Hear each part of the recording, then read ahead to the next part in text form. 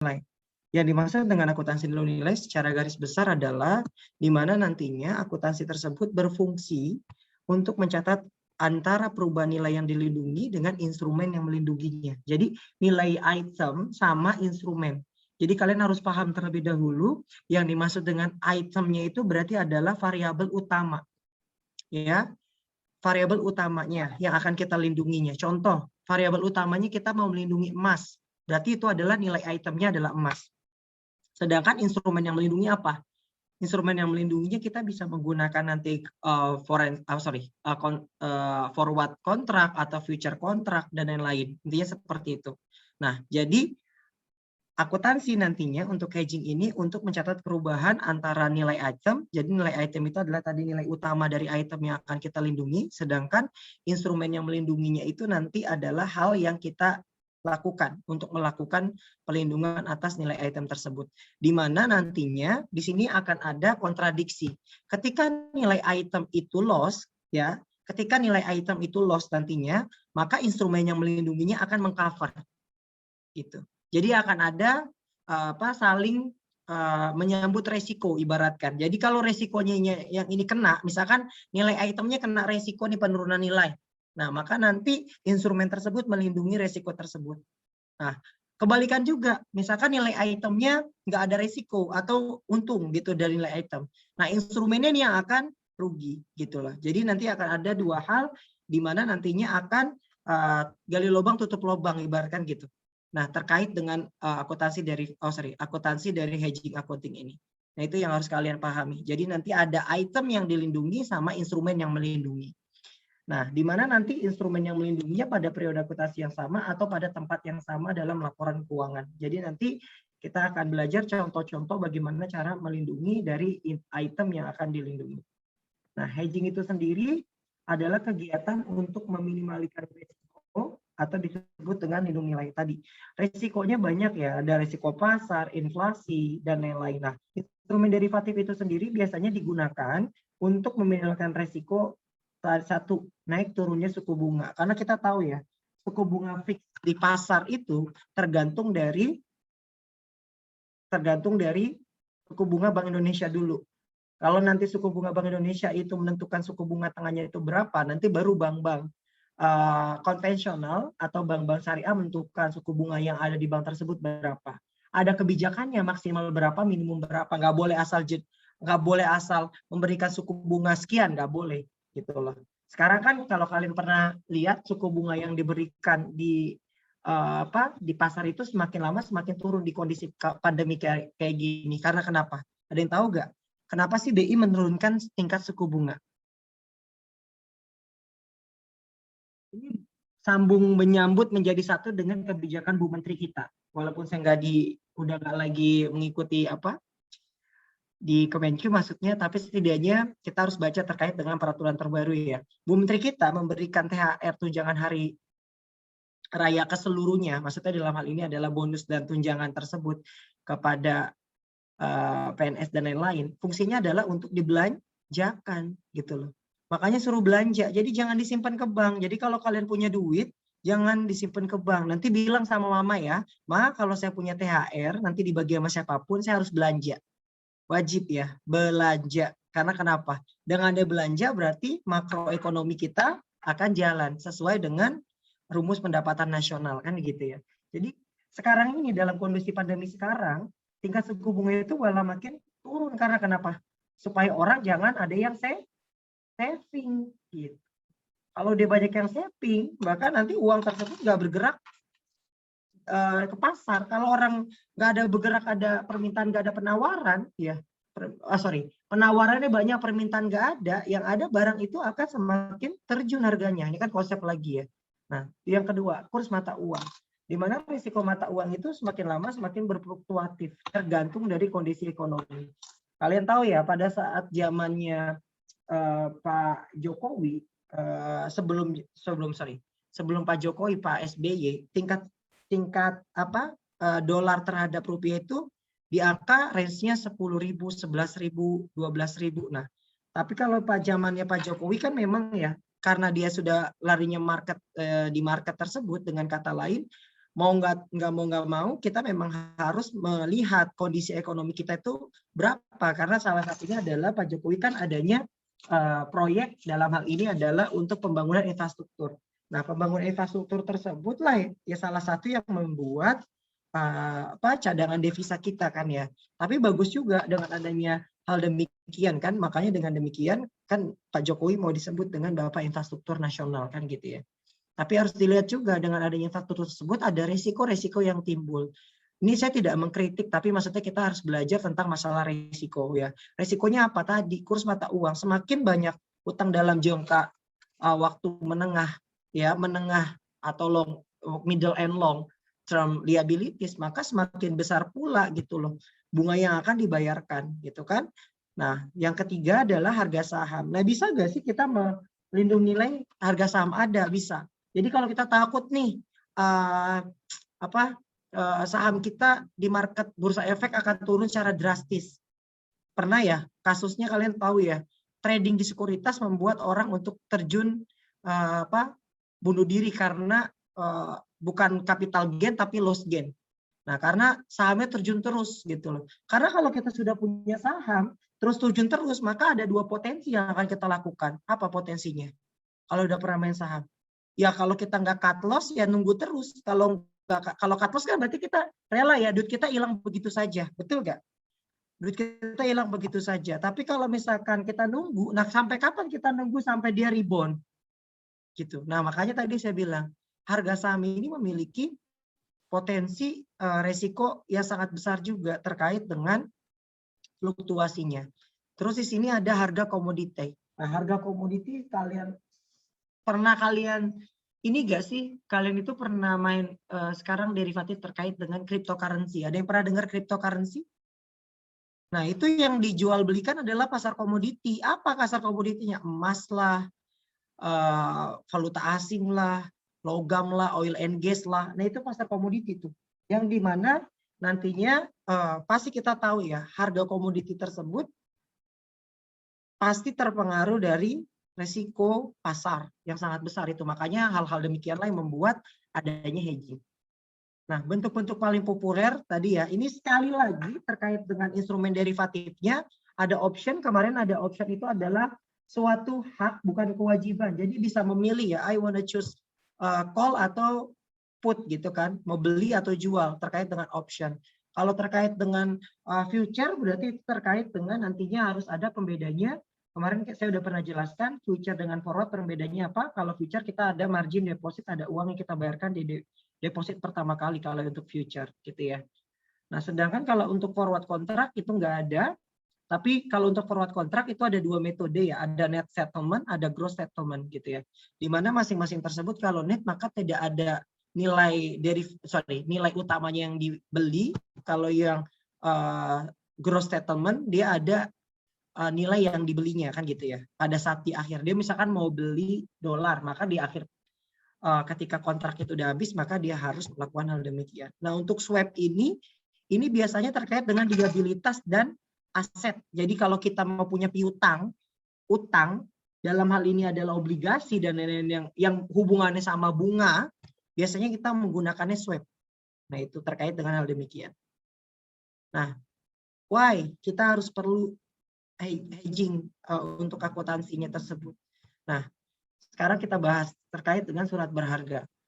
Kalau kita berkait dengan surat berharga yang didasarkan nanti value atau value non other comprehensive income atau non trading atau yang disebut dengan available for sale securities dilindungi dengan derivatif. Nah, nantinya kenapa dengan demikian? Karena nantinya kedua nilai fair value tersebut harus dilindungi karena nanti akan ada ketahuan nih ketika contoh kita mau menggunakannya put atau call ya. Ketika nantinya pada saat surat berharganya kita tidak lindungi, maka ketika ada loss terhadap harga saham kita, maka ya sudah menjadi tadi saya bilang capital loss, ya udah berarti kita harus cut loss. Tapi kalau dengan adanya hedging, berarti kita harus menentukan batas dari harga sahamnya itu nanti berapa sih? Nah, gitu maksudnya. Maksudnya gimana, Pak? Ketika misalkan kita contoh ya, kita beli saham PT ABC dengan harga 1.500.000 misalkan ya. Nah, kita hedging nih dengan menggunakan opsi put misalkan. Kita bakal jual paling rendah di harga berapa. Nah, gitu. Bakal kita jual di opsi putnya berapa. Jadi kalau misalkan harga sahamnya turun, nah opsi putnya ini akan melakukan meminimalisasi atau mengkat dari risiko si surat berharga tersebut. Jadi pada saat misalkan turunnya menjadi 1.300.000, si putnya ini misalkan 1.400.000, maka ada hedging di situ. Jadi hedging itu nggak satunya untung, keduanya untung, nggak bisa. Jadi harus ada yang satu untung, ada yang satunya rugi. Nah gitu. Nah tadi ya, kedua nilai berdasarkan fair value pada akhir periode akan tetapi pada perlakuan terhadap gain and loss-nya berbeda. Nah pada saat laba rugi surat berharga ditangguhkan sebagai OCI. Sedangkan kalau nanti untuk derivatif itu diakui sebagai gain atau loss yang akan masuk ke dalam current earning. Nah intinya di situ ya, pada saat nanti AFS, available for sale, ruginya itu kita masukin ke dalam laba untungnya kita masukkan ke dalam other comprehensive income. Sedangkan kalau untuk derivatifnya kita masukkan ke dalam current earning.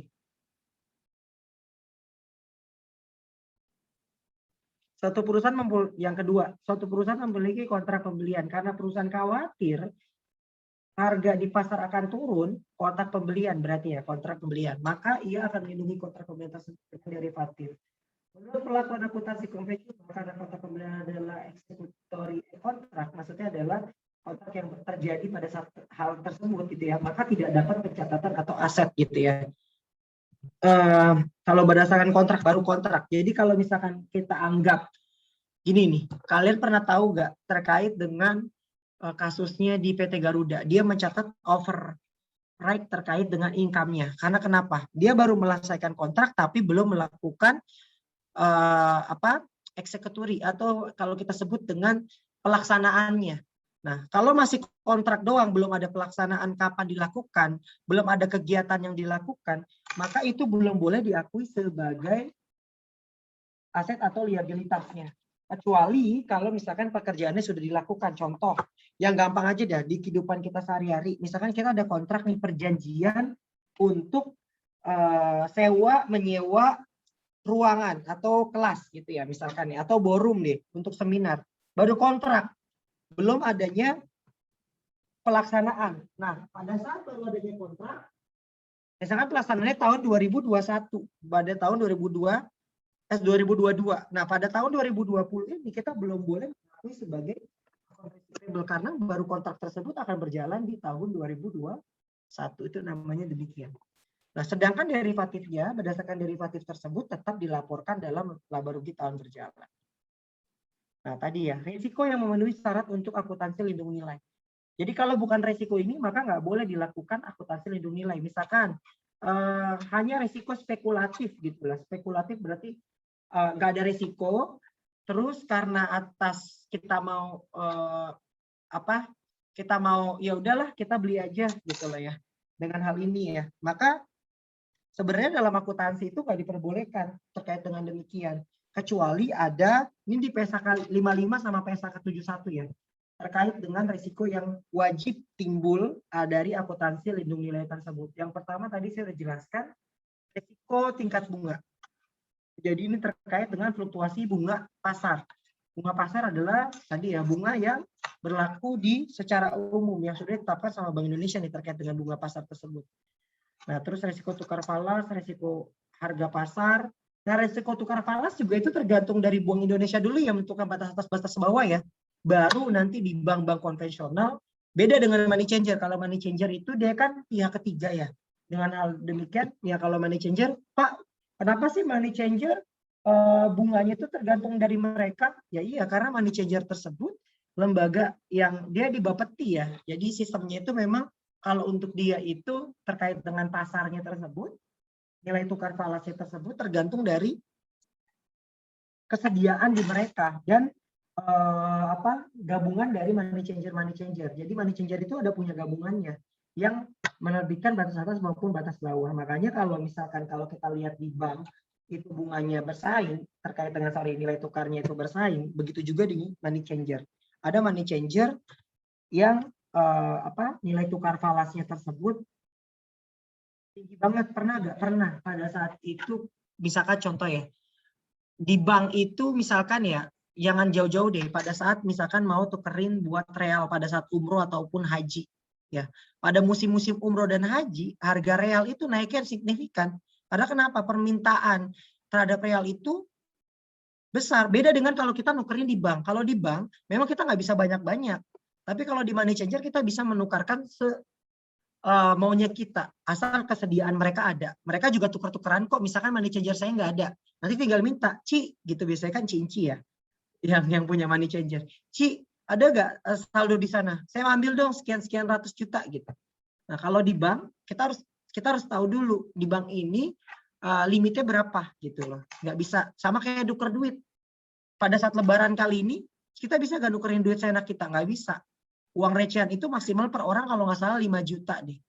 Kecuali kalian jadi nasabah khusus gitu loh ya. Nasabah prioritas. Terus risiko kredit. Maksudnya risiko kredit kalau misalkan kita punya utang. Misalkan contoh perusahaan kita punya utang di bank untuk bangun proyek. Nah, utang di bank ini kan risikonya besar ya terkait dengan bunga. Apalagi kalau bunganya floating. Bunganya mengikuti bunga pasar. Nah, biasanya kalau tadi terkait dengan risiko kredit, kita menggunakannya swap nih di sini. Terkait dengan nantinya akan ada yang terkait dengan pelindungan terhadap bunga. Jadi nanti ada bunga yang menjadi cover untuk bunga floating. Jadi nanti misalkan contoh, bunga kita misalkan 10% per tahun. Nah, kita 10% per tahun.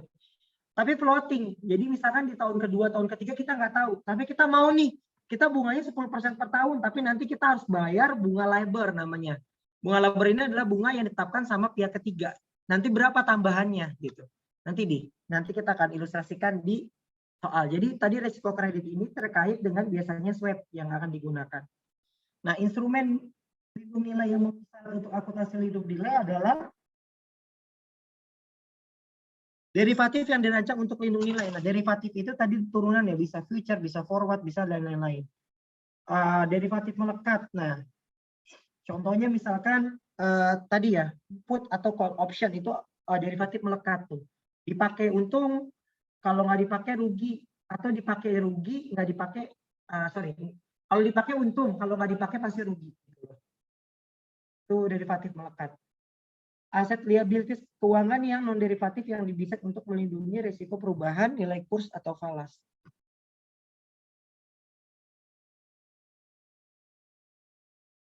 Nah, item. Tadi saya bilang ya, item sama instrumen itu beda.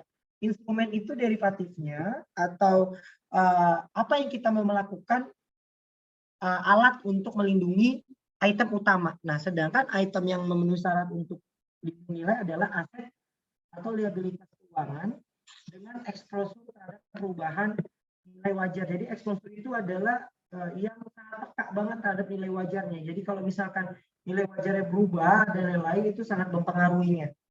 Terus contohnya gimana aset dan liabilitas keuangan tadi, utang bisa, foreign currency bisa, atau mata uang falas valuta asing, atau tadi ya terkait dengan piutang-utang. Nah itu juga bisa tuh, tapi dengan menggunakan valuta asing juga sih sebenarnya hal demikian. Atau pasar komoditas. Kita misalkan perusahaan oil and gas.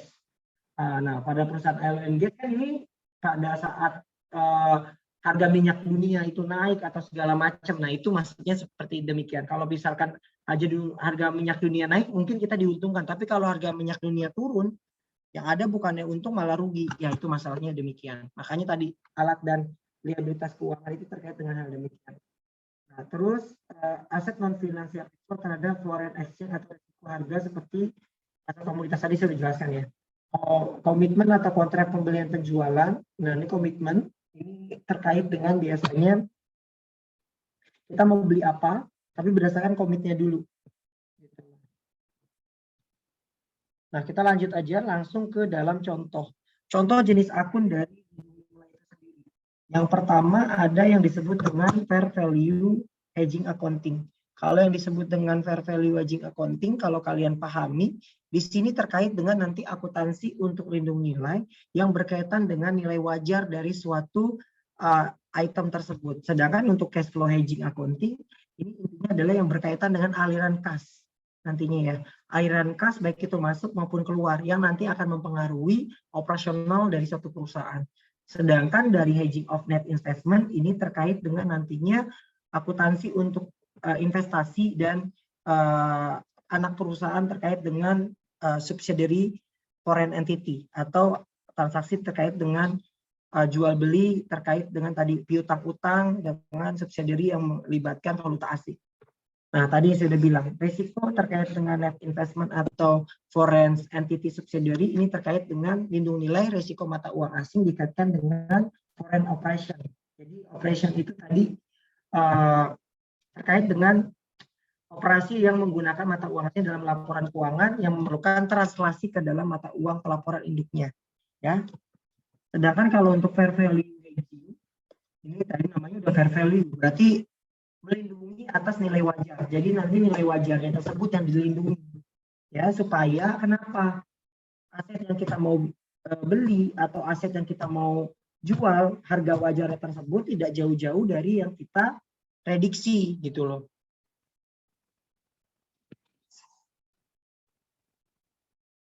Terus item yang dilindungi dan derivatifnya dinilai berdasarkan fair value pada saat laporan keuangan disusun. Yang terakhir laporan laba rugi dari item yang dilindungi dan derivatifnya dilaporkan dalam laporan laba rugi tahun berjalan. Yang terakhir terkait dengan cash flow hedging. Jadi tadi yang terkait yang investment hedging, yang kedua adalah fair value hedging, yang ketiga adalah terkait dengan cash flow. Nah, ini berkaitan dengan arus kas. Jadi ya, untuk melindungi kemungkinan dari kerugian atau tadi exposure dari variabel dari arus kas dan apa yang kita harapkan. Jadi contohnya misalkan kita arus kas kita harusnya ya terkait dengan hal demikian. Misalkan kita ada pembelian atau penjualan terkait dengan nanti untuk cash flow ya, berarti jual beli misalkan di komoditas. Nah, misalkan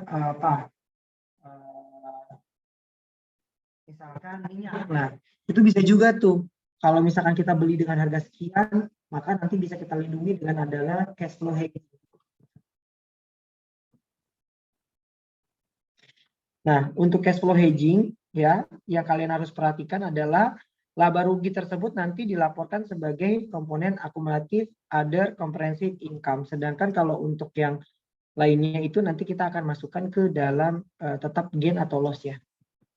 Nah, ini contoh terkait dengan fair value hedging atas inventory.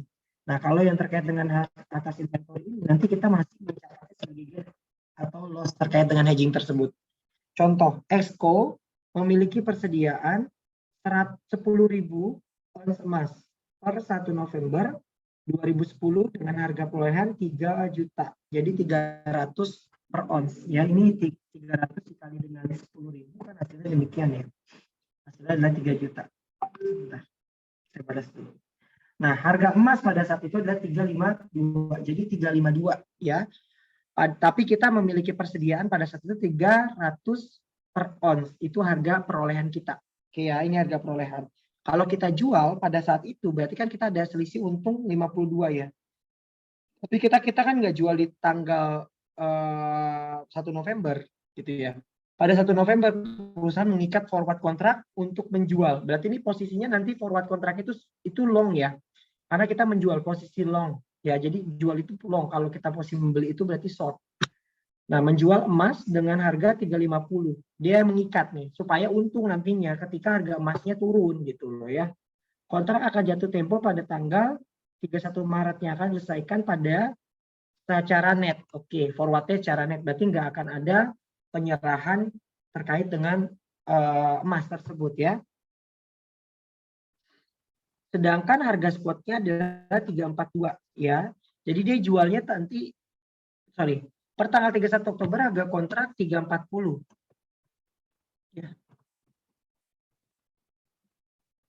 340. Sedangkan harga spotnya adalah 342. Nah, per 31 Maret 2011 harga emasnya jadi 330. Berarti bagaimana jurnal yang harus kita lakukan? Pertama kita harus mencatatnya no entry dulu ya, karena ini terkait dengan 1 November belum ada transaksi terkait dengan hal tersebut karena nilai wajarnya tersebut masih sama ya dengan nilai kontraknya ya. Terus tanggal 31 Desember. Nah, ini sekali lagi ini kita mengabaikan time value of money ya. Kalau kita nanti pakai time value of money, berarti kita kalikan dulu dengan diskon faktonya dulu ya, kayak kemarin ya. Diskon faktonya berapa baru ketahuan gainnya. Ini kita anggap aja kita anulir terkait dengan gain value of money-nya. Jadi di sini di soal ini sekali lagi saya terangkan ini nggak ada time value of money. Kalau ada time value of money, kita kalikan dengan yang kemarin rumusnya. Ya, berarti nanti akan ada forward kontrak dikurangi dengan current kontrak dibagi dengan 1 per R pangkat T gitu kan. 1 min R pangkat T gitu ya. Baru dikalikan nanti dengan hasilnya. Nah, itu terkait dengan diskon faktornya. Nah, ini diskon faktornya belum ada. Maka kita mengabaikan, sekali lagi saya bilang kita mengabaikan time value of money di soal ini. Makanya tinggal kita kalikan saja terkait dengan hal demikian. Nah, tadi saya bilang, untuk mencatat kenaikan, kenapa kita mencatat kenaikan? Tadi kita posisinya jual ya. Pada posisi low, 350, kita jualnya nanti di 350. Harga kontrak itu adalah 340. Berarti untung atau rugi? Dari forward kontrak kita. Halo? Halo?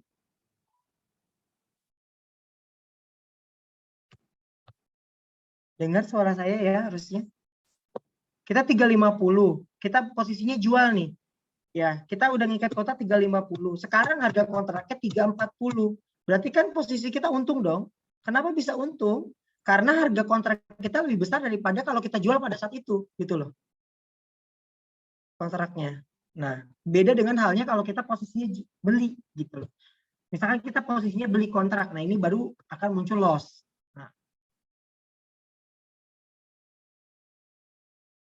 Nah, tapi sekali lagi saya bilang, tapi untuk inventory-nya dia malah rugi. Kenapa rugi? Karena kita lihat harga inventory-nya pada saat mengikat kontrak adalah 1 November itu adalah 352. Sekarang harganya jadi 340. Nah, 342. Nih. Ya, tanggal 31 Desember harganya menjadi 342. Berarti ada selisih di situ. Selisihnya untung atau rugi? Ya, pasti rugi. Karena harganya tersebut lebih kecil dibandingkan harga pada saat emas di tanggal 1 November. Maka jawabannya adalah kerugian atas inventory atau loss on exchange inventory gitu ya pada inventory. Senilainya berapa? Senilai 352 dikurangi dengan 342 ya dikalikan dengan 10.000. Nah ini, jadi yang ininya untung, yang ininya rugi. Jadi nggak bisa untung dua-duanya pasti. Sampai sini cukup jelas, ada yang mau bertanya dulu mungkin? Sampai saya balas SMS dulu bentar. SMS WA dulu bentar.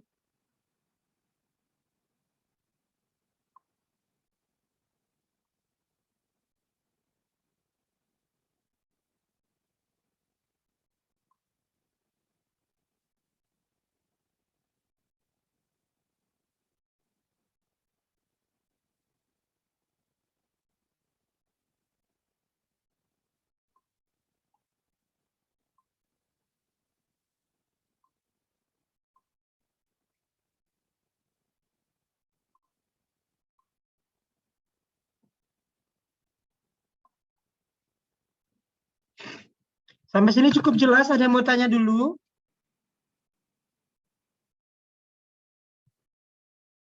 Jelas ya, jadi tadi instrumennya untung, itemnya rugi ya. Ini namanya baru secara efektif.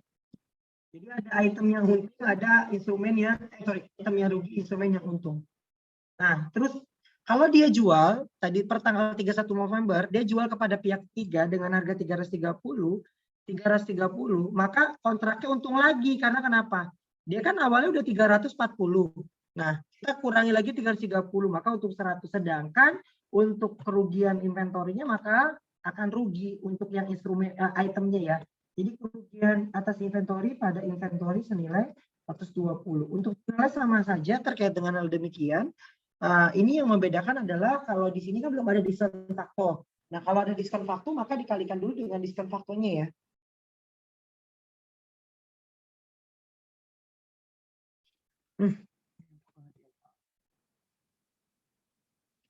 Terus di sini ada apa yang terkait dengan penjualan di tanggal 31 Maret, maka kan dia jual cash pada penjualan berapa, harga pada saat itu kan adalah 330, berarti kita kalikan dengan 330 ya, 330 menghasilkan 3.300.000. Harga pokoknya kenapa bisa jadi 2780, karena kita sudah ada pengurangan atas inventory. Kita nggak boleh masukin 3 juta lagi karena 1 Maret 3 juta terus rugi. Nah, maka menjadi harga pokoknya 2780. Untuk cash dari forward kontraknya ini mengalami penurunan sebesar 200.000. Jadi dapat dari cash pada forward kontrak. Forward kontrak 200 ini dari yang ini dan ini ditambah dengan di tanggal 31 Desember sama dengan 31 Maret menghasilkan 200.000. Sampai sini cukup jelas terkait dengan hedging. Contoh yang pertama terkait dengan inventory ini. Cukup? Gimana? Herlina, ada yang mau ditanya? Nanda cukup jelas? Jadi intinya adalah yang kalian harus perhatikan adalah ada item yang dilindungi sama instrumen yang melindungi. Jadi kalau itu pasti ada yang salah satunya untung. Gitu loh. Itu namanya baru efektif.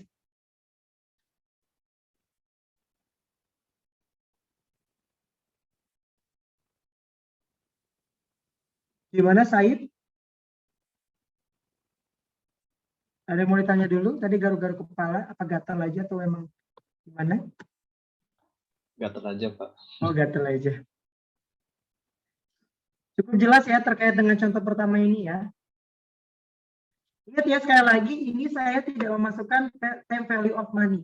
Kalau memasukkan time value of money nanti tinggal dikalikan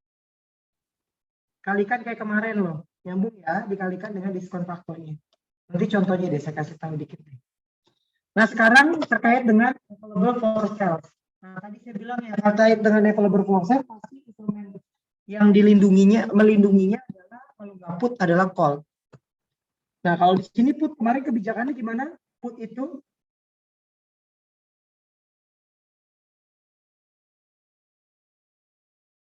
exercise price-nya harus lebih kecil atau lebih besar kemarin? Besar, Pak. Ya, daripada harga sekarang ya, atau fair value price-nya ya. Nah, sekarang kita lihat dulu di sini. 31 Oktober, Gecko membeli 1.000 lembar saham PT ABC dengan harga 5 per dolar. Pada saat yang sama, untuk melindungi harga saham tersebut membeli opsi put. Jadi opsi put ini untuk nantinya untuk melakukan penjualan ya. Jadi membeli tapi untuk menjual dari harga saham tersebut. Dengan exercise price-nya 5. Nih, exercise price-nya adalah 5. Nah, ini masih sama ya, exercise price sama dengan harga belinya. Sekarang kita lihat dulu harga saat ini berapa kan. Opsi jatuh tempo pada 31, pergerakan harga saham PT ABC dan harga put option ada sedikit.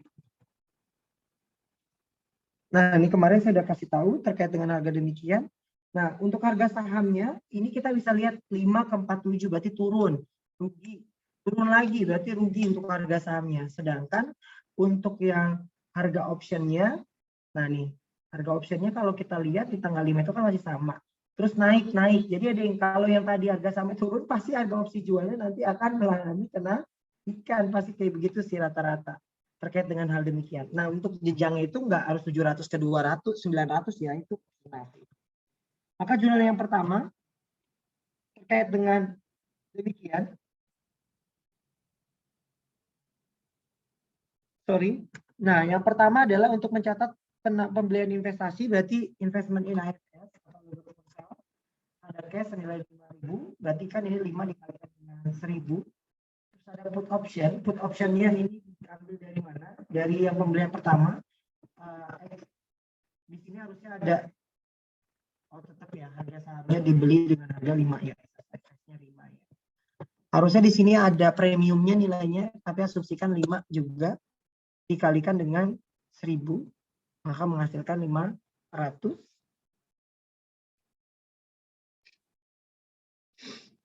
Tanggal 31 bulan 10 ya. Sekarang 31 bulan 12. Nah, tadi AFS-nya turun dari 5 ke 47. Maka kita jurnalnya adalah loss on IFS sama investment in IFS. Ini tergantung dari soalnya. Kalau soalnya di sini rugi, ya berarti rugi terus. Kalau misalnya untung, maka untung kan gitu.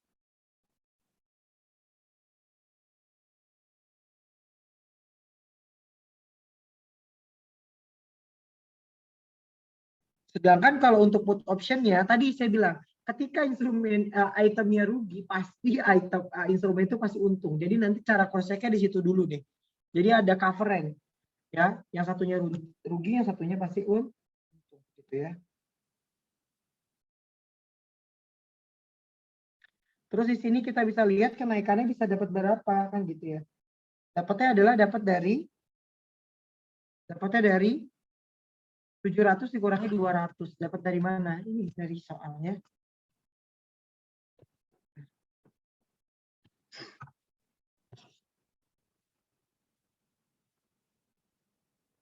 Oh, nggak bisa.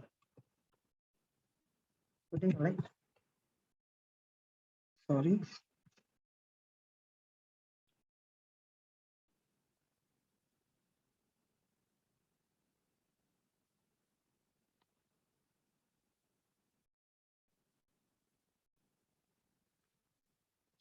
Nah ini ya, yang kalian harus perhatikan.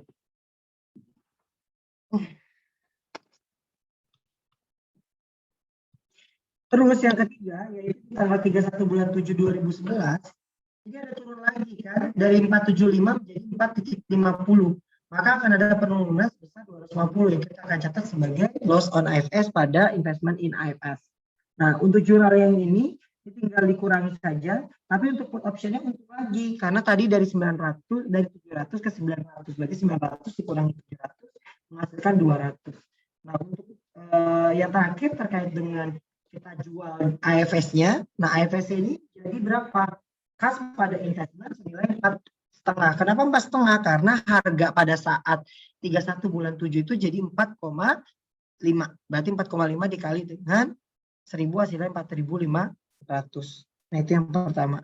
Terus yang keduanya lagi terkait dengan menutup si put option. Kenapa harus tutup? Karena put option tersebut udah berakhir ya pada saat dilakukan penjualan si IFS tersebut. Nah, berarti jurnalnya adalah cash 500. Kenapa bisa 500? Coba ada yang bisa jawab nggak? Kenapa cashnya bisa 500?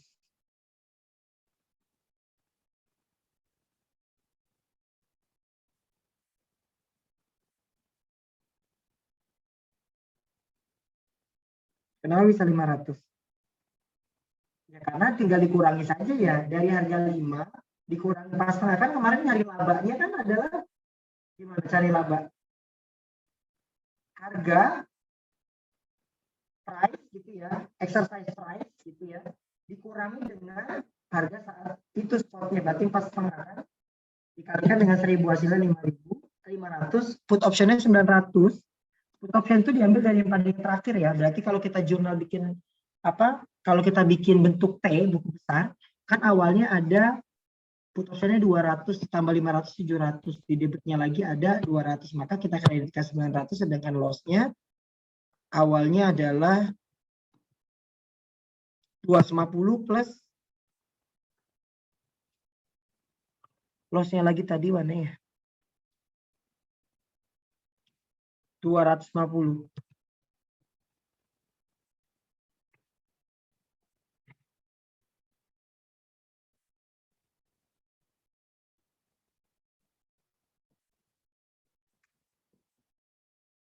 Oke, maka nanti put optionnya tinggal 900. Nah, tapi harus ada catatan nih. Baca dulu deh, catatannya apa? Ngerti nggak maksudnya apa? Coba baca dulu catatannya. Sambil saya ke toilet dulu bentar. Ada di situ kata-kata batasin 500.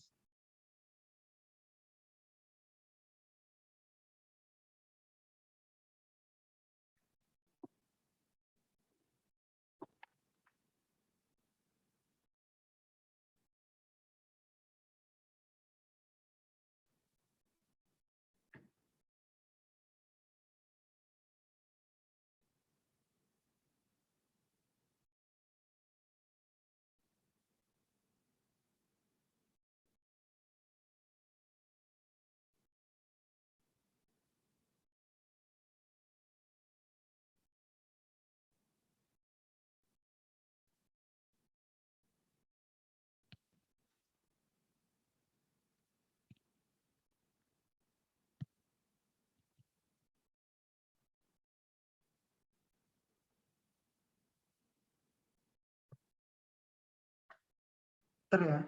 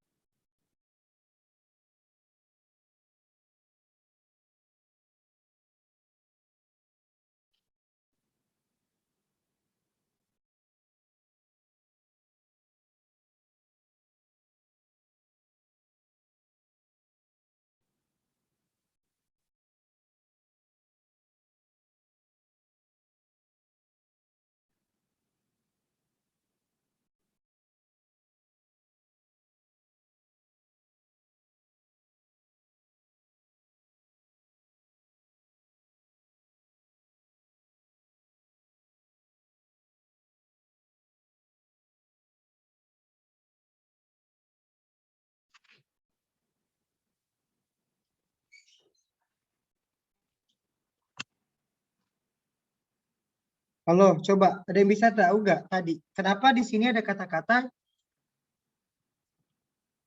Jadi kalau pada saat nantinya rugi tersebut lebih dari 500, maka kita harus melakukan tadi ya, karena kita udah batasi dari put option tersebut, kita belinya adalah 500. Nih, put optionnya kan kita belinya 500.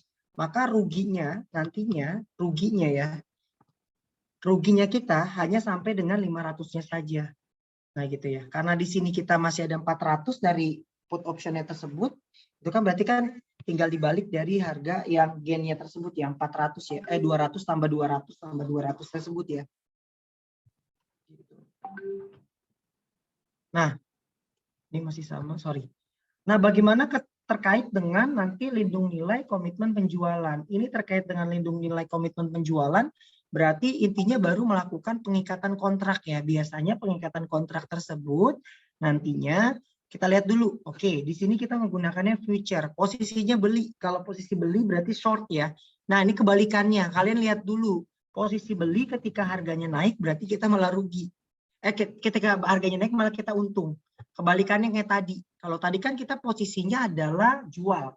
Kalau kita posisinya jual ketika harganya turun maka kita untung gitu ya. Jadi kalian harus pahami dulu posisinya apa sih, kita posisi short atau posisi long ya. Short sekali lagi itu terkait dengan beli, kalau long itu terkait dengan jual ya. 31 Maret 2010 Excom mengikat kontrak untuk menjual 10.000 ton minyak sawit seharga 298 dengan seorang pelanggan. Barang akan diserahkan dan dibayarkan tanggal 30 Juni 2010.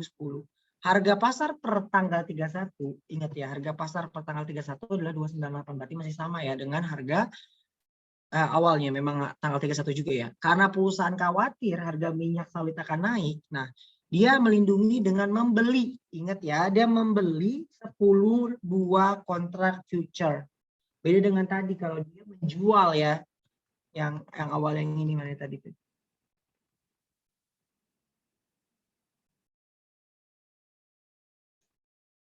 Nah, mengikat forward kontrak untuk menjual. Nah, ini sebalikannya. Berarti posisinya dia short ya. Karena perusahaan khawatir minyak dunia naik, tadi dia membeli 10 buah kontrak future, posisi beli. Yang jatuh tempo tanggal 30 Juni 2010, gitu ya. Salah satu kontrak, satu kontrak untuk 1.000 ton. Nah ini sekali lagi, untuk menentukan efektif atau tidaknya, jadi antara instrumen dengan item itu seimbang. 10 kontrak ya kan? Untuk 1000. Berarti 10 kontrak itu dikali 1000 kan berarti 10.000 ton gitu ya. Maka instrumennya dan kontraknya tersebut dan itemnya sudah sesuai, ini dikatakan efektif baru ya. Lindung nilainya tersebut. Dengan harga 300 per ton. X harus membayar margin 10.000 untuk setiap kontraknya. Dengan harga minyak sawit untuk kontrak future sebagai berikut. Oke, di sini udah ada ya harganya ya. 298, 305, 309, 315 sampai dengan nanti untuk future-nya adalah 315. Maka jurnal yang pertama dibuat tadi terkait dengan kalau future berarti ada margin deposit. Margin depositnya adalah tadi dia beli 10.000 ya, marginnya 10.000. Nah, berarti untuk setiap kontrak ya, berarti kita kalikan 10.000 dikali dengan 10 kontrak, maka hasilnya adalah 100.000. Nah, terkait dengan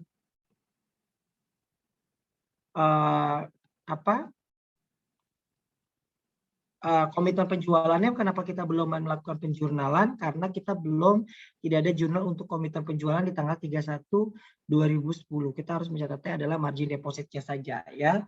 Yang kedua terkait dengan di sini kita mau lihat dari komitmen penjualan dengan future tersebut, kan yang kita lindungi adalah itemnya komitmen.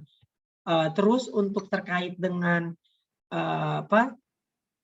terkait dengan instrumennya adalah kita menggunakan future. Nah, sekarang kita lihat.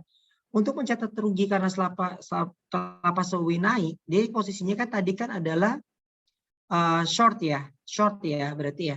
Harga sawit naik. Nah, tadi saya bilang komitmennya adalah harga sawitnya naik 298 ke 305. Posisinya kan dia beli ya.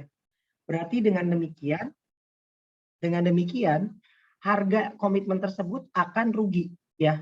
Akan rugi kenapa? Harganya awalnya adalah dia 295. Ya, sekarang harganya jadi 305. Berarti dikurangi tinggal dikalikan dengan 10.000, maka muncul disebut dengan rugi komitmen penjualan. Beda dengan kontrak future. Karena di sini kita posisinya adalah beli, harga naik maka untung. Beda dengan tadi ya. Kalau yang tadi posisi jual kan harga turun malah untung. Nah, ini kebalikannya. Kalau posisi beli harga naik malah untung. Nah, untungnya berapa? Tinggal kita lihat. 307 dikurangi 300 tanggal 30 April kan. Maka tinggal dikurangi hasilnya adalah 70 juta. Nah, kalau udah kayak gitu, berarti ini udah ada nih konsep lindung nilai gitu. Ini udah bagus berarti.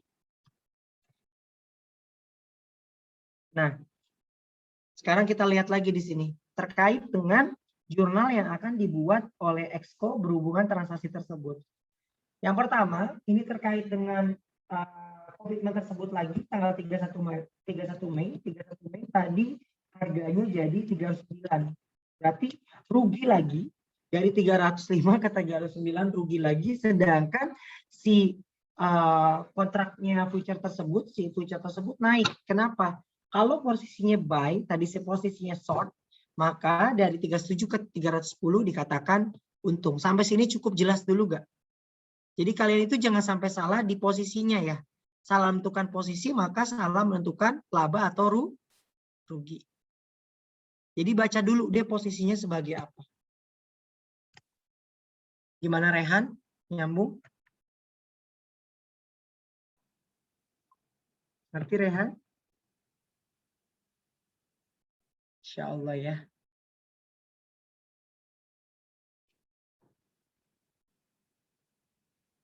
Alwi gimana Alwi? Kayaknya ngantuk banget. Enggak Pak. Ini Pak, kebetulan ada yang bingung tadi Pak yang masalah Yang mana? long sama short Pak. Bukannya long itu yang buy Pak, posisinya buy Pak. Enggak dong. Enggak ya Pak? Bentar. Long itu setahu saya malah harusnya kan jual. Short itu malah beli kan? Coba. Saya nggak salah yang long itu buy Pak. Coba ya. Pak. Posisi long dan short. Bentar.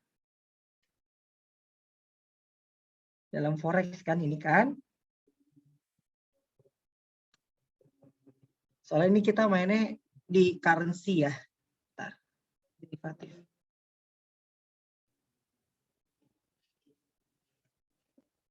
Kalau salah berarti tinggal dibalik aja ya. Bentar.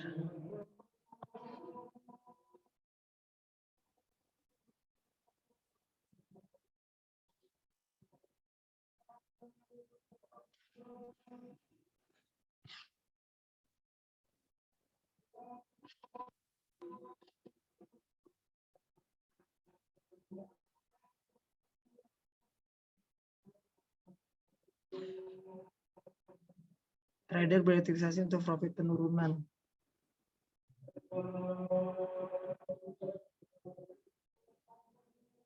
Mengalami turun. Iya, kebalik ya tadi ya berarti ya. Thank you. Wik. Baik, Pak. Berarti short itu adalah posisi jual ya. Kalau long itu posisi beli ya. Soalnya saya marketnya itu saya menganggapnya di inian, di apa? Di kayak sebagai si foreign currency-nya gitu loh. Oke. Jadi kalau bagi trader, ini kebalikannya ya. Kalau bagi trader ya. Jadi kalau posisi long tersebut, trader memiliki pandangan bahwa harga akan naik atau bullish. Berarti kalau bullish harga naik dia akan untung. Berarti kalau kita beli kontraknya tadi 300 gitu ya. Kalau dia tadi beli harganya 300, berarti kalau di sini tadi dia harganya di awalnya adalah 500, berarti kalau dia posisinya beli gitu ya. Sorry, yang ini berarti ya. Tadi 300, dia posisinya beli, dia naik terus harganya di kemudian hari, maka dia untung. Kalau posisinya beli. Tapi kalau dia posisinya tadi jual, harganya naik terus kayak gini, berarti dia posisinya adalah rugi gitu ya. Berarti tadi kalau long itu beli, short itu berarti adalah jual ya. Thank you. Nah, terkait dengan tadi, intinya adalah dalam konsep derivatif ini untuk lindung nilai terkait dengan hedging future value, yang kalian harus perhatikan adalah dari instrumen dan itemnya tersebut harus saling melengkapi. Jadi yang satu untung, apakah untungnya harus sama-sama 40, ruginya 40 enggak juga. Yang penting adalah kalau di PSAK 55 itu ada ketentuan tuh, dikatakan efektif 85 sampai dengan 125%. Sedangkan kalau di PSAK 71 dia nggak ada lagi. Dikatakan efektif adalah ketika udah saling melengkapi.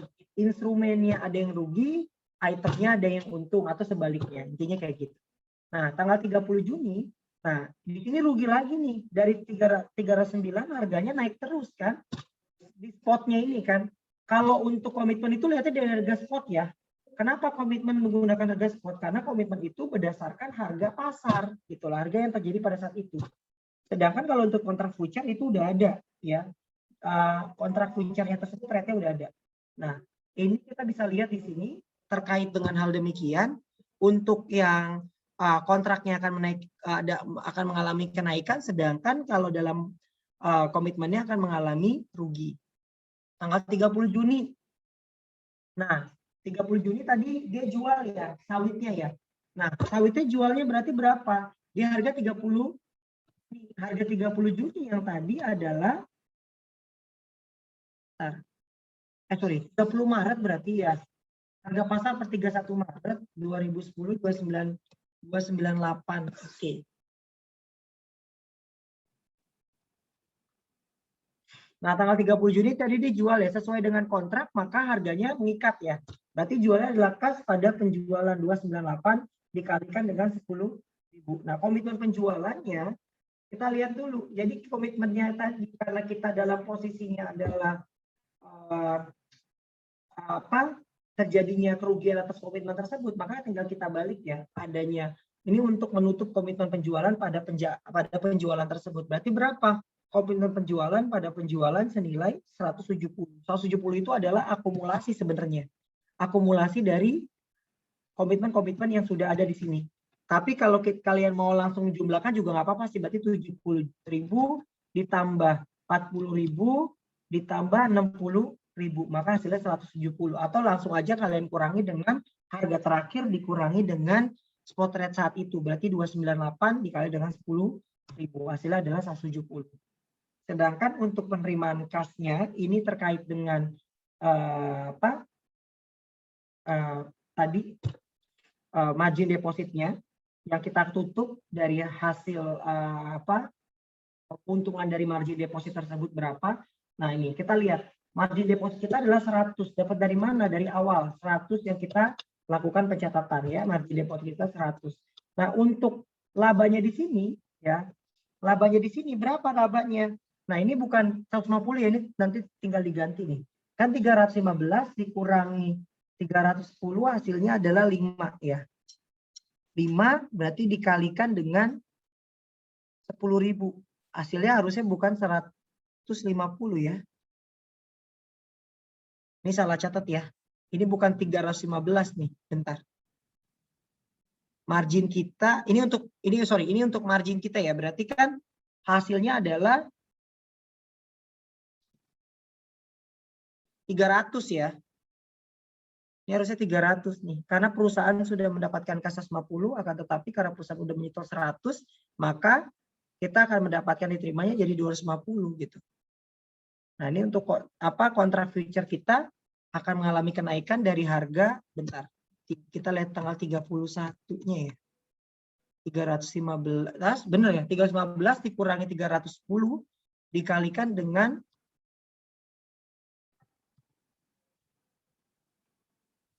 10.000 ya. Hasilnya kan harusnya adalah Pak, izin ya, masih 500 ya. Bentar. Kenapa? yang 310 itu bukannya 300 ya, Pak? 315 dikurangi. Iya, makanya 315 dikurangi bentar. 315 dikurangi 300 ya. Ya, dikurangi 300. Kalau kita mau menggunakan 300 itu kan pencatatan yang pada saat di 30 Juni yang tadi ya. Keuntungannya dia ya. Yang ini ya, yang 50.000 ini ya, sudah kita catat ya. Ya, untuk demikian berarti kalau kita mau lihat berarti ini 315 dikurangi dengan 300, sorry ya, bukan 310 ini 300 dikurangi dengan 300 menghasilkan berarti hasilnya adalah 300 ya. Ini harusnya 300. Nah, karena perusahaan sudah mencatat keuntungan tersebut gitu ya. Berarti kan kalau di sini 300 berarti 150 ya, 150 berarti. 150 ditambah dengan 100 berarti adalah 250 yang akan diterima ya.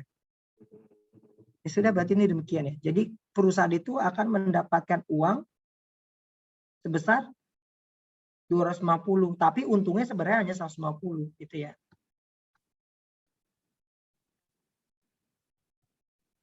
Kalau dia nggak ada margin deposit, maka dia cuma dapat 150, intinya kayak gitu.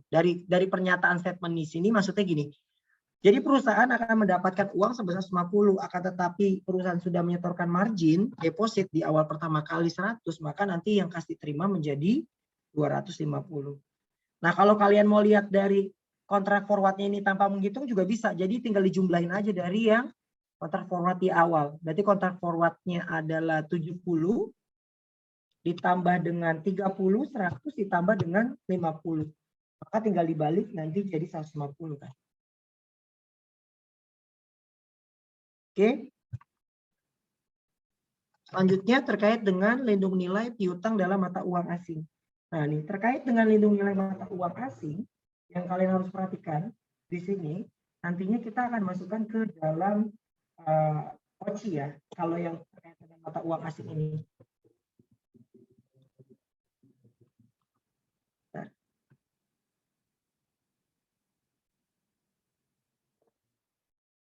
Oh, ini masih forwarding? Belum ya?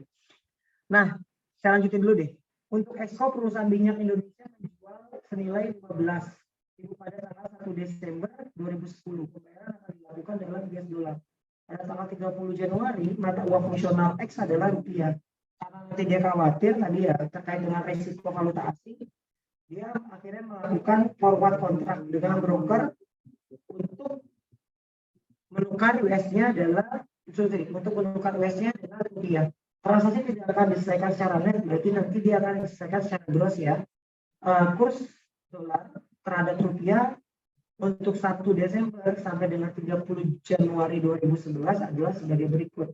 Di sini ada spot rate, ada 31 Desember, ada 30 Januari 2011. ada 30 day future, ada 60 day future rate. Nah, sekarang kita lihat dulu. Bagaimana kita mencatat di tanggal 1 Desember. Nah, ini sekali lagi saya bilang, ini saya mengabaikan time value of money. Kalau ada time value of money, nanti kalian kalikan dengan discount rate-nya dulu ya. Atau yang kemarin kita rumuskan ya. Jadi 1 dikurangi R, 1 tambah R dipangkatin N gitu ya. Nah, yang pertama, karena tadi di sini berkaitan dengan secara gross, maka kita harus mencatat dulu terkait dengan hal demikian. Maka yang pertama ada kita jual gitu ya, mencatat penjualan terkait dengan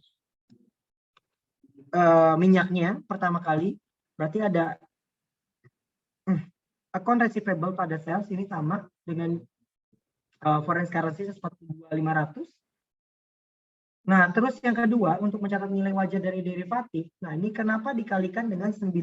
Sekali lagi saya bilang, pada tanggal 1 Desember ke tanggal 30 Januari nantinya berarti dibutuhkan berapa bulan? Berarti dibutuhkan 2 bulan.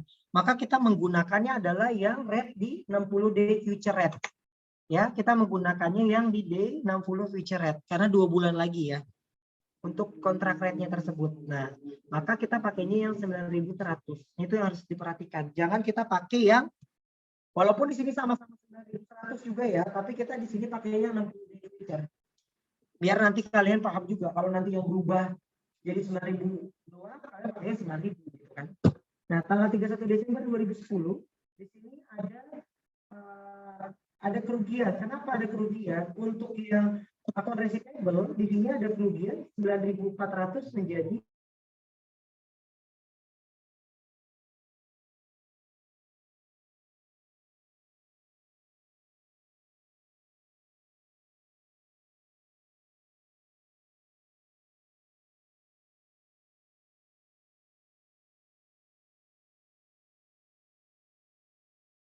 karena yang kita menggunakannya adalah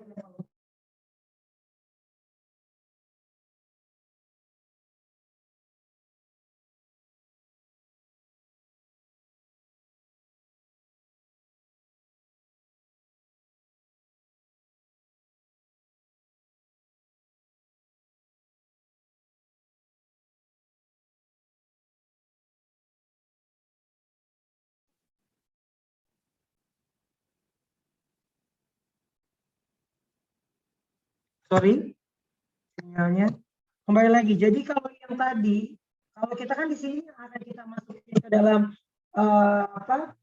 mencatat nanti rugi atau untung selisih kurs tersebut, kita menggunakannya adalah di kontrak payable yang foreign currency ya. Intinya yang foreign currency yang kita gunakan. Jadi jangan yang di kontrak receivable-nya. Ya, yang kita ambil adalah yang di kontrak payable. Ya, jadi dengan demikian, kenapa demikian? Karena gini, yang awalnya kan kita mau melakukan foreign tadi ya, kita akan melakukan forward kontrak tersebut dengan mengikat kontrak 90 hari ke depan, 60 hari ke depan, 20 hari ke depan. Maka pada saat kita ada untung dan ruginya, maka kita menggunakannya adalah yang foreign currency. Itu dulu. Nah, bagaimana kita cara menghitungnya? Halo? Ya, itu kenapa? Ada mau tanya tadi yang ini? Lanjut ya. Oke. Untuk yang tadi kontrak table sama di sini, kita ngambilnya dari selisih kurs tersebut dari yang 9.100 dikurangi dengan 9.050. Karena kenapa di sini kita bisa untung? Karena tadi ya kursnya kita turun. Jadi harus ada yang kalian harus perhatikan, cara ngerjainnya adalah kalau instrumen untung pasti ada item yang rugi. Kayak gini kan, itemnya rugi, ya instrumennya untung gitu.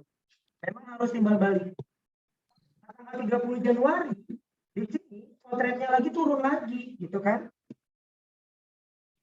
Kontraknya turun lagi, tapi di sini sekaligus kita nanti akan dapat piutang kita atau piutang kita terlunasi. Maka dengan demikian dari piutang kita sisanya berapa sih? 412. Berarti satu-satu. Itu dapat dari mana? Account receivable awal 425.500 dikurangi 1.500. Maka menghasilkan 141. Nah, risiko ini kita rugi lagi kan karena tadi spot rate-nya turun. Jadi 9.300, maka 9.400 dikurangi 9.300 dikalikan dengan 15.000, 1.500 lagi. Maka kasih. Nah, untuk yang spot rate-nya, untuk kontrak payable-nya kita bisa lihat lagi. Kontrak payable kita dan di sini turun lagi ya. Oke, kontrak rate kita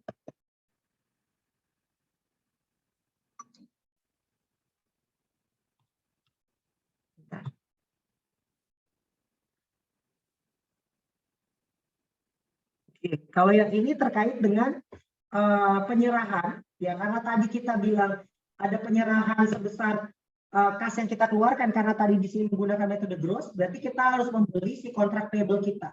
Nah, kontrak payable kita tuh sisanya berapa sih? Kalau sisa kita adalah kontrak payable-nya 136 ditambah dengan 710. Bentar.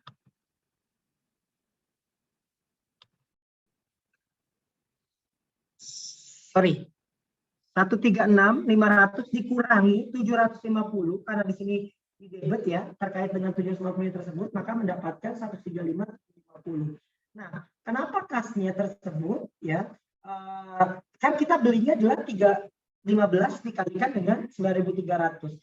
Karena tadi kita menggunakan metode gross, maka kas yang kita keluarkan harus sesuai dengan yang kita terima 139.500 tersebut. Maka nanti kita akan dapat rugi sebesar 375. Nah, ini pada saat terjadinya pelunasan, kita menggunakannya tadi kontrak payable-nya tersebut harus sesuai dengan sisa saldo kontrak payable dikurangi dengan spot rate-nya. Spot rate-nya kita berapa? Nah, kalau spot rate-nya kita lebih tinggi, maka akan ada rugi.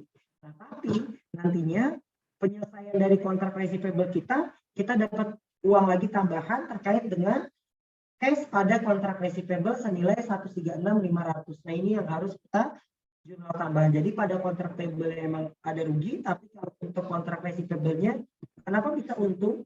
Kenapa bisa untung? Maksudnya kenapa bisa tetap 9.100? Karena pada saat kita bekukan di awal kita sudah kita sudah melakukan tadi ya. Kita akan dapat 136.500 dari hasil $15.000 tersebut. Intinya kayak gitu.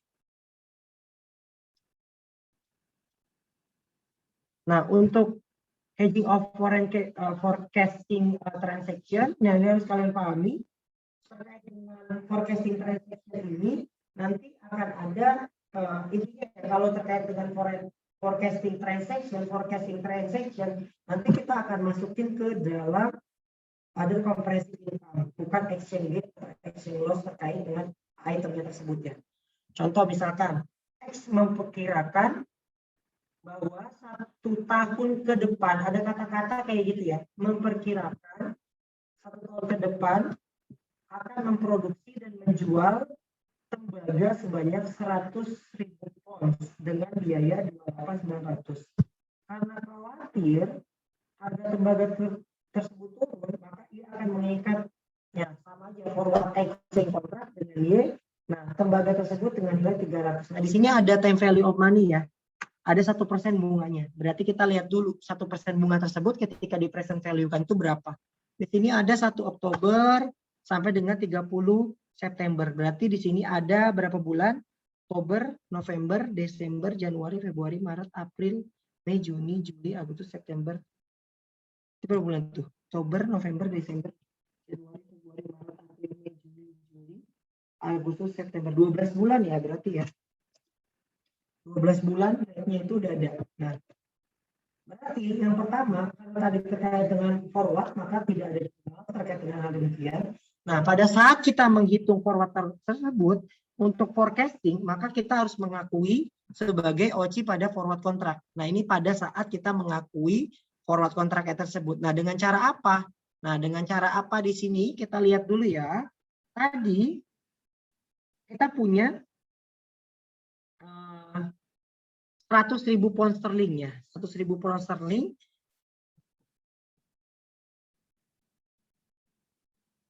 tanggal 31 Desember harganya itu adalah 310. Berarti ada selisih. Berarti kan kita tinggal kurangi aja ya. Current forward kontrak dikurangi dengan kontrak forward 310 dikurangi 300 dikalikan dengan harganya 100.000 pounds gitu ya, maka dikalikan. Nanti habis itu tinggal dikalikan dengan diskon faktornya. Diskon faktornya berarti berapa di sini? Tadi ya.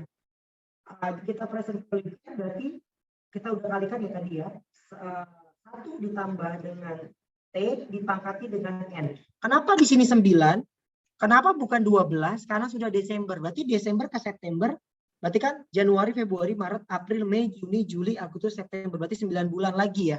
Maka kita pangkatkan 9, dapatlah 914.340. Nah, bedanya cuma di situ doang. Jadi kalau nanti ini semua ada resikonya atau ada terkait dengan harga resiko atau bunga yang akan dikenakan, maka di present value kan ya, atau di time value umanikannya ada di seperti ini. Jadi kalian harus samakan dulu dengan hal demikian.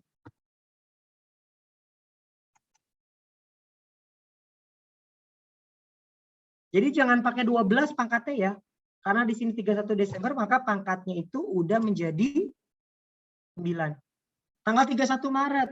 Nah, ini tadi sebentar. Kenapa di sini menjadi derivatif liabilities? Nah, nanti ada liabilities aset, ada liabilities, ada forward kontrak aset, ada kontrak forward liabilities. Kenapa di sini menjadi kontrak forward liabilities? Ada yang tahu nggak?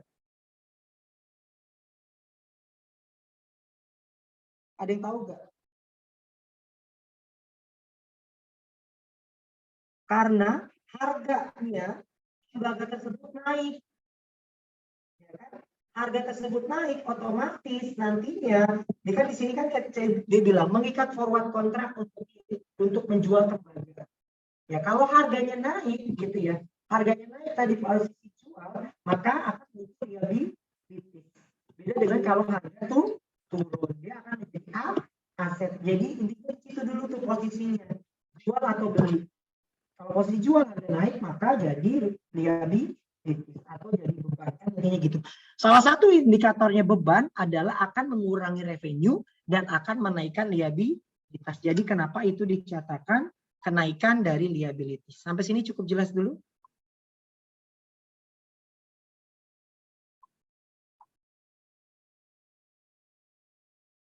Jadi intinya kalau di sininya harganya naik, bunganya naik, dari komponen ini dalam posisi kita adalah posisi jual, maka kita akan mengalami kerugian dan akan masuk ke dalam liabilities. Nah, beda nih sebaliknya nih. Tadi harganya 300 menjadi 296 di tanggal 31 Maret. Harganya turun kan dari harga 300 ke 295, sorry. 295 bukan 296. Maka X memiliki tagihan kepada Y, ini menjadi liabilities derivatif berupa aset. Jadi dapatnya dari mana tadi ya? 300 dikurangi 5. Berarti hasilnya adalah 5 dikali dengan 100, 500, tinggal dikalikan dengan disolve faktornya. Diskon faktornya 1 di 1,01 pangkat 6. Kenapa bisa pangkat 6? Karena sudah tinggal 6 bulan lagi. Maka menghasilkan 417. Nah, 417 itu berarti kita harus menutup akun liabilitiesnya. Kenapa harus menutup liabilities? Ingat ya, untuk 471 sekian-sekian ini adalah sudah present value. Berarti nilai sekarangnya. Berarti nantinya other comprehensive income-nya tinggal ditambahkan saja gitu loh. Jadi jangan sampai kalian kelupaan dari hasil demikian. Beda halnya kalau misalkan loss lagi. Kalau di sini loss lagi misalkan bunganya misalkan di sini naik menjadi bunganya harganya naik misalkan jadi 305. Berarti 5-nya ini naik lagi 2471 kan? Maka nanti harus kalian tambahin aja selisihnya. Berarti nggak ada kontrak aset, tapi ada kontrak forward liabilities, tapi selisihnya aja gitu. Karena di sini rugi, karena di sininya harganya turun, maka akan munculkan forward kontrak aset. Jadi kontrak forward liabilities sudah hangus ya.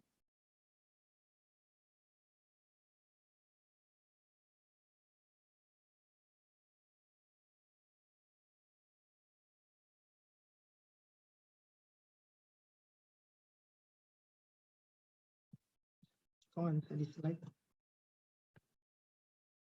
Bentar.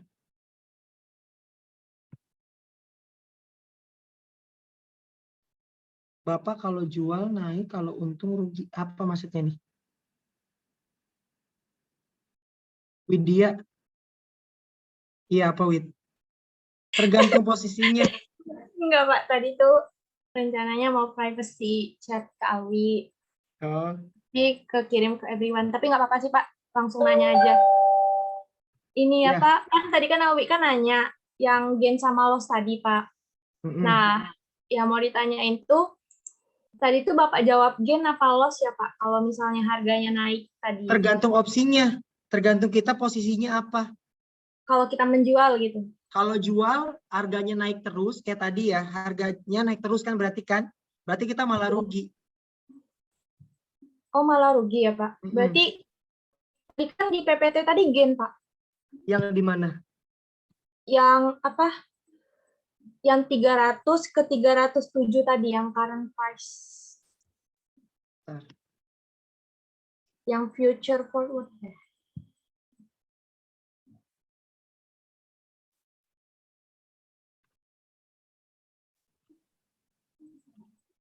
Yang mana?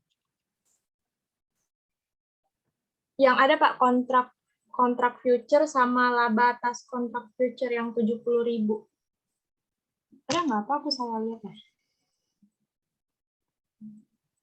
Nah, Ini posisinya beli. maju. Ini Pak yang 300 ke 307. Oh, itu Ini posisinya posisi beli beli. ya, Pak? Iya, tuh posisi dia beli. Oh, intinya kalau jual dia rugi, tapi kalau misalnya beli dia untung. Iya, Gitu. betul. Lihat di posisinya. Oke. Ya udah Pak, gitu aja. Makasih Pak. Senyum dulu boleh senyum. Si Awi, tenar nih si Awi. Wi. Kenapa Pak? Enggak bercanda. Aman Pak, aman Pak.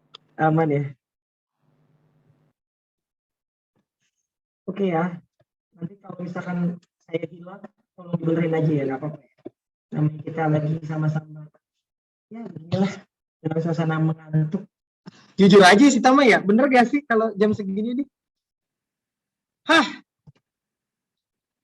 Tadi saya nahan ngantuk, astagfirullahaladzim. Kalian mana saya habis jatuh dari motor lagi. Sebenarnya nggak ada alasan sih ya. Tapi saya minta doanya semoga cepat sembuh. Tapi dikit sih, tapi gimana ya? Ntar saya foto jelek kaki saya gitu. Jadi intinya gitu. Jadi tadi apa namanya yang nanya tadi?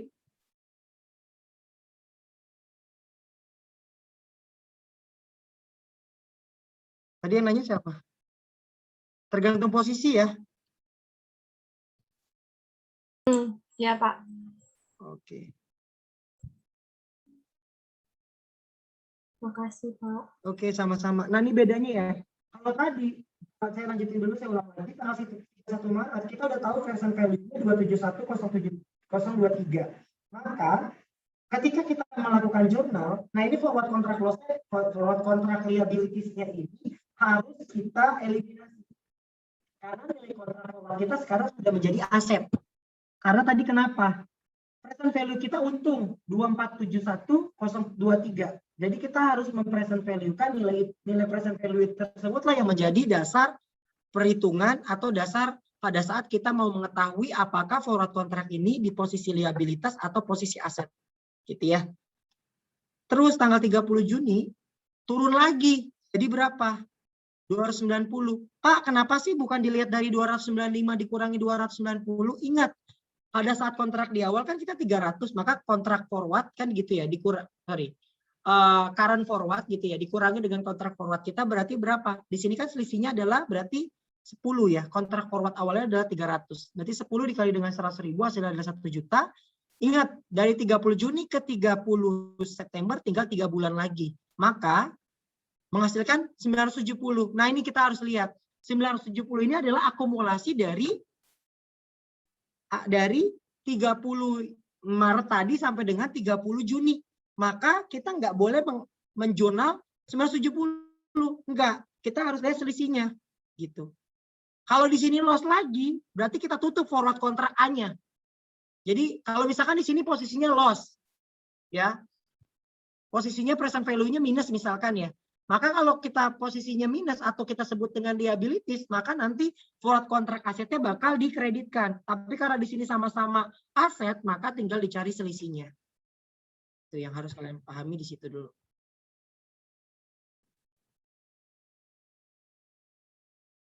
Nah, pada saat kita jual si tembaganya di pasar, berarti bagaimana kita jualnya? Nah, pada saat kita jual berarti cash pada sales ini 31, harga jualnya sesuai dengan rate-nya ya. Rate saat itu pada saat pasarnya berapa? Jadi 310 dikalikan dengan 100.000 hasilnya adalah 31 juta.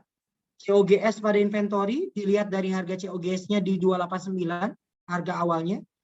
Nah, pada saat menyelesaikan kontrak forward ya tinggal kita balik ya. Saldo forward kontraknya adalah 970.590.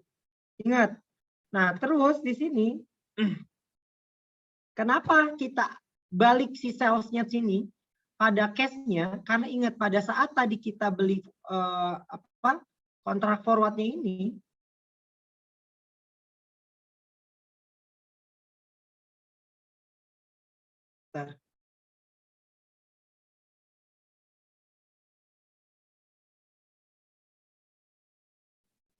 nih, pada saat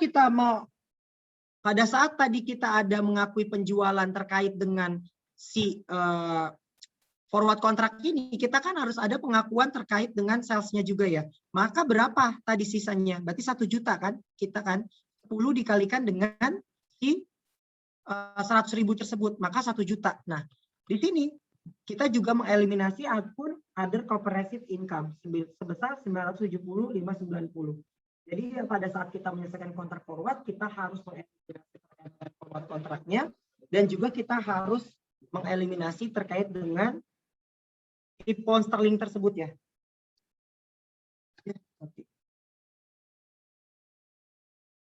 Maka kalau kita jurnal, nah ya, kalau kita mau menjurnal alternatif jurnal atau kita sebut dengan jurnal simpelnya, yang pertama ini terkait dengan other comprehensive income pada OACI, gitu ya.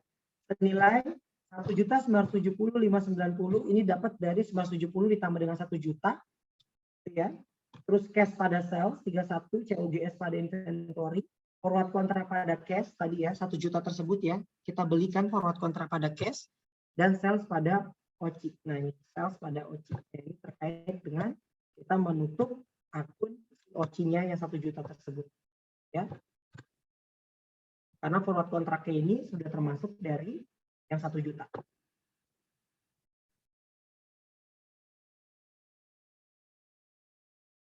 Jadi untuk menutup OCI ini kita harus membantu akun sales ya. Atau kalau tadi kita mau secara gabungan, jurnalnya kayak gini. Ya, jurnal gabungannya kayak gini, jurnal secara khususnya seperti ini atau jurnal secara terincinya. Terakhir terkait dengan swap. Saya jelaskan tadi terkait dengan interest rate swap to hedging floating rate financial asset atau financial liabilities. Jadi ini terkait dengan yang tadi saya bilang. Biasanya swap itu digunakan ketika adanya floating rate atas interest atau yang disebut dengan bunga. Nah, kalau yang kita sebut dengan di sini ada, sebentar. Wait.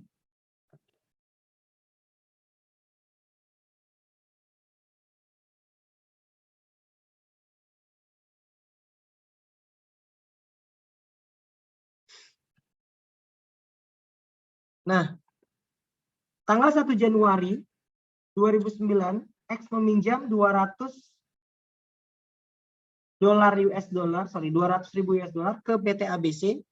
Masa pinjaman 3 tahun dengan pada tingkat bunga pertama 9%. Nah, tingkat 2 tahun berikutnya tingkat bunganya LIBOR plus 2%. LIBOR itu apa ya? Ada yang tahu nggak?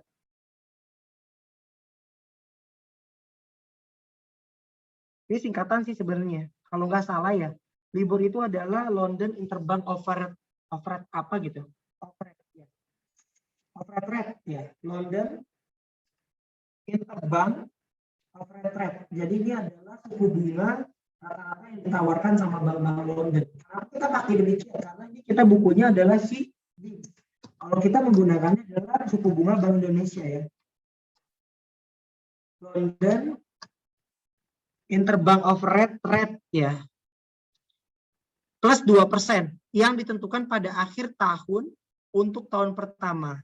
Oke ya, berarti di situ ada tingkat bunga berikutnya, udah ada presentasenya ya.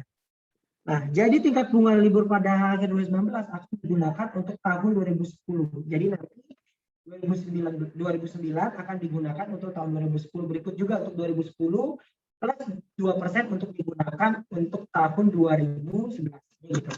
X khawatir tingkat bunga libur akan naik, maka dia menggunakan hedging atas bunga swap tersebut gitu ya, atas bunga tersebut pada tanggal 1 Januari 2009.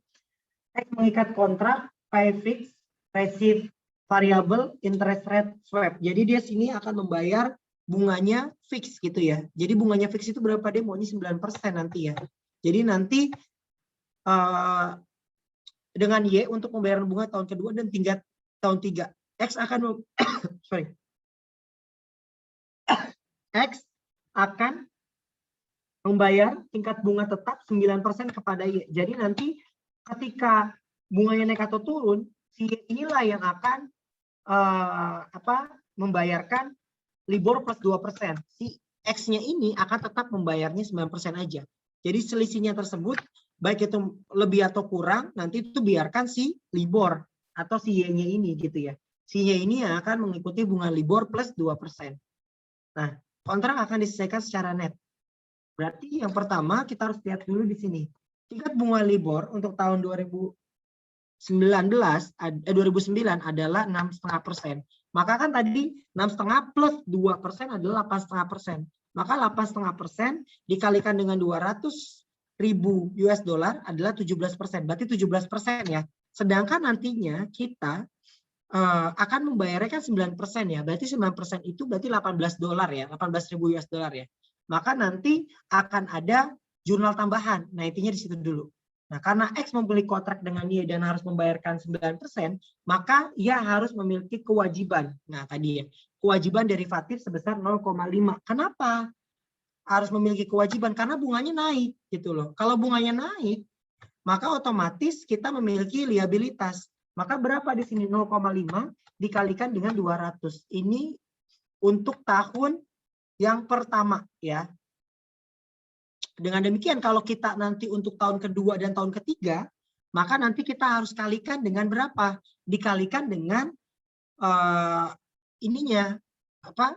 pangkatnya gitu ya. Nah nih di present value kan dengan cara yang tadi 0,85 ini kan bunganya pangkat 1 dan 0,05 pangkat 2. Karena tinggal 2 tahun lagi kan. Maka hasilnya adalah sekian, 922 dan 848.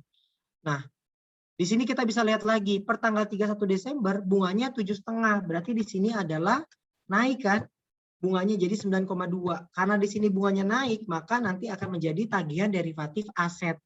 Jadinya intinya adalah kalian harus pahami dulu ya. Kalau di sini selisihnya kurang, maka kan dia harus menambahi berarti liabilitas.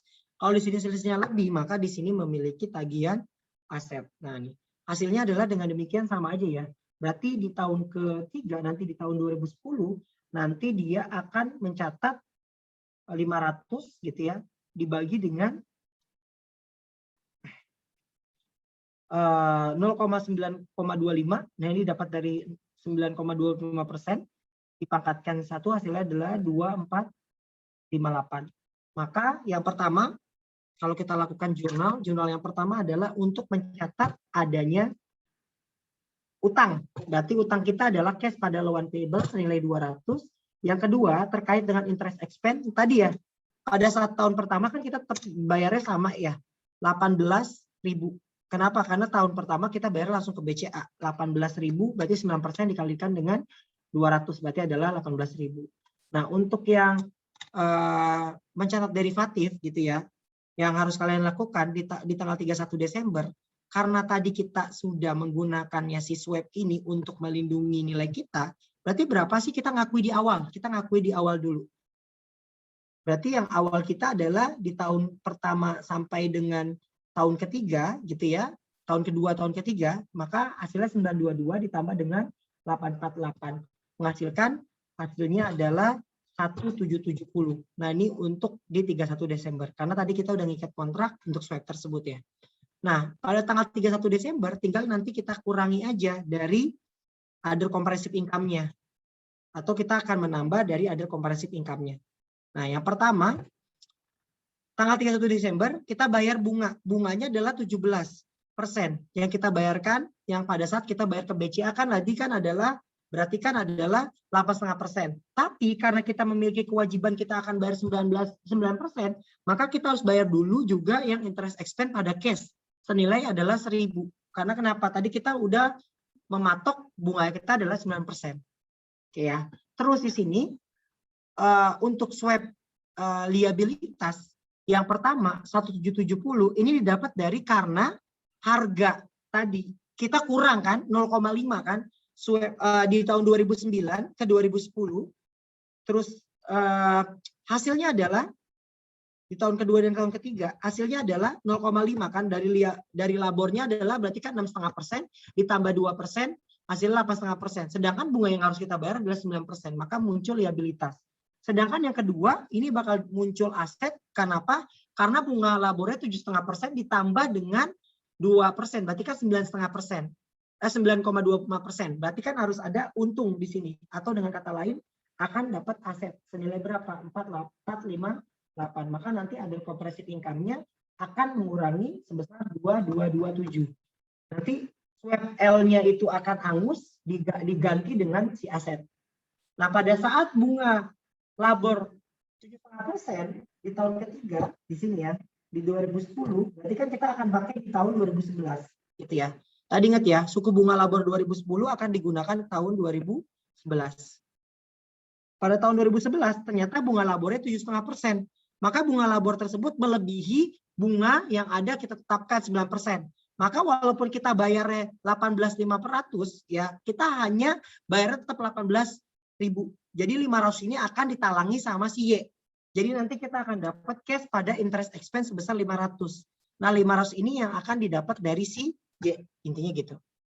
Sedangkan untuk other comprehensive income-nya akan angus ya. Kenapa? Tadi ya harus dihilangkan. Karena tadi saya bilang terkait dengan interest swap tersebut, nilainya tersebut harus dieliminasi. Rasa cukup? Ini sama aja. Terkait dengan kalau intinya kalau foreign transaksi atau foreign casting terkait dengan akuntansi lindung nilai itu nanti akan ya itu akan mempengaruhi dari OCI ya terkait dengan hal demikian untuk cash flow hedging untuk forecasting atau forecast transaction. Nah, ini sama kayak tadi, misalkan di sini ya kita bisa lihat ya harga market value coppernya adalah 230. Kalau kita pada tanggal 31 Desember kita jurnal, ini langsung saya contohin aja ya. Kenapa di sini bisa muncul liabilities? Ingat tadi saya bilang.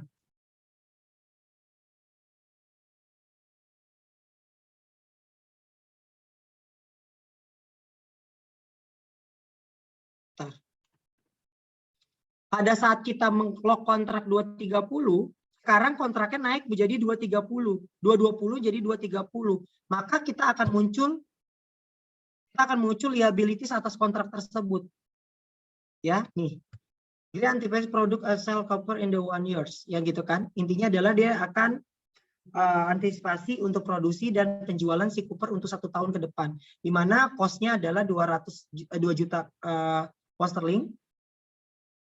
Ya, di mana nantinya di sini dia mengikat kontrak 2.20 per pounds ya for the copper. Nah, di sini harga coppernya naik nih atau market value of coppernya naik menjadi 230. Kalau kita lihat harga coppernya tersebut tadi kita locknya 230, harganya naik, maka kita akan muncul liabilitas, forward contract liabilitas. Beda dengan pada saat dia turun 215. Dari harga 220 ke 215, 220 ke 215, maka kan akan muncul liabilitas. Ingat dulu, liabilitasnya akan lebih tinggi daripada liabilitas nggak? Kalau nanti dari future value-nya menghasilkan 94, maka liabilitasnya pasti akan dieliminasi. Begitu sebaliknya sampai dengan nanti di 31 Desember. Pada saat di 31 Desember, ya pada saat nanti di tanggal 31 Desember, di sini kan nanti akan ada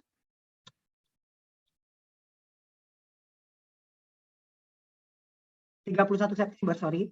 Di sini tanggal 30 September dia nanti akan ada langsung penjualan, demikian ya, penjualan si Cooper tersebut ya. Berapa penjualannya? Kita bisa lihat di sini. 230, rate-nya adalah 230 dikalikan dengan 2 juta, maka menghasilkan adalah 4.600.000. EOGS-nya adalah 4 juta ya, sesuai dengan production was-nya adalah 4 juta dolar. Berarti hasilnya di COGS-nya 4 juta. Nah, untuk settlement-nya, untuk terkait dengan penutupan forward kontrak, kita lihat forward kontrak di akhirnya berapa sih? Forward kontrak di akhirnya adalah 99913. Sorry. Oh nih, 94205 ditambah dengan 99913. Berarti dapatnya 194188 ya. Ini kan aset tambah aset. Berarti 94205 ditambah 99913.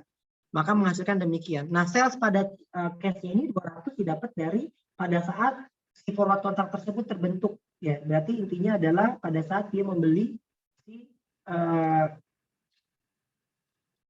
si forward kontrak tersebut ya. 200.000 US dollar.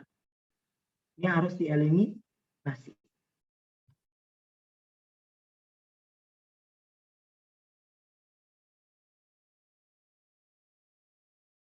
Oke.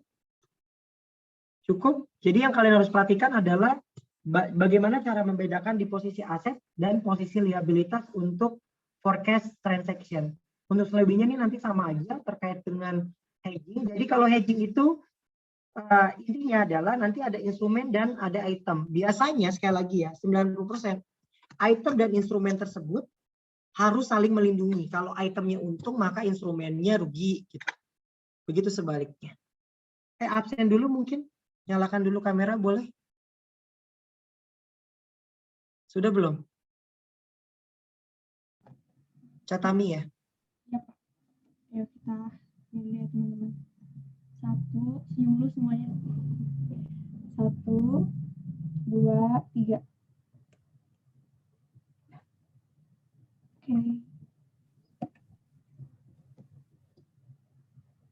Oke.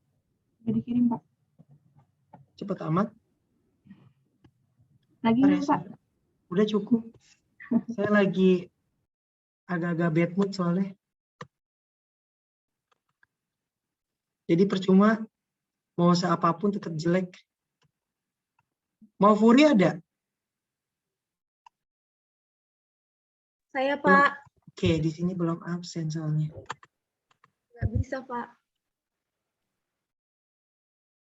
Oke.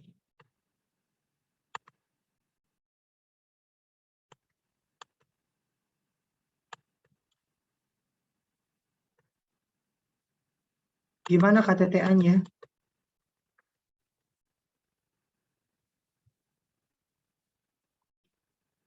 Udah belajar, udah sampai mana? Bab 4? Saya paling kesel tahu kalau ketika, tadi saya agak bad mood sama anak bimbingan saya, baru ngomong mau ganti objek. Kan kalau kayak gitu proposal harus juga disampaikan lagi kan. Udah gitu Pak, kayaknya judulnya saya ganti deh, astagfirullahaladzim. Karena perusahaannya nggak bisa dapat. Ya kan dari dulu saya udah ngomong, cari judul yang gampang dan mudah kan gitu ya. Kan jadi kerjaan PR 2 kali gitu. Itu saya baik. Kalau saya jahat gimana ya? Nggak bisa gitu kan. Cari perusahaan yang sama. Kan gitu ya. Kalian itu rata-rata pada ngambilnya apa? Akuntansi keuangan kan? Ya Pak, itu matkul paling banyak seangkatan Pak. Iya. Udah gitu paling analisis rasio doang. Kalau nggak analisis rasio, analisis kebangkrutan. Kalau nggak analisis kebangkrutan, menilai profitabilitas kinerja keuangan. Udah intinya ke situ-situ doang. Ya kan? Sama pandemi, sebelum pandemi dan sesudah pandemi, udah gitu aja kan. Era COVID, pokoknya daerah COVID dah. Aduh. Udah lancar deh. Amin. Harus tetap diingetin ya, kan nggak lucu. Gitu loh.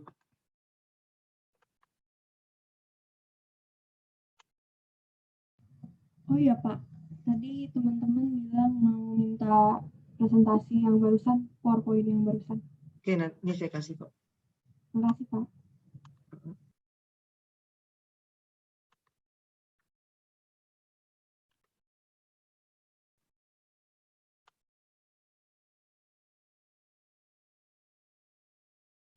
Jadi gimana liburan? Gak ada liburan ya? Yang penting THR tetap jalan ya. Oh ya lupa, kalian belum bagi-bagi THR ya.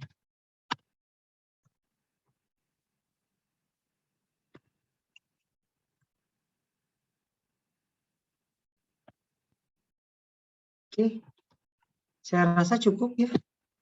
Materi dari saya, kurang lebih saya mohon maaf, ada yang mau ditanya? Moga-moga nggak ada lah ya. Cukup ya. Saya belum sholat asar.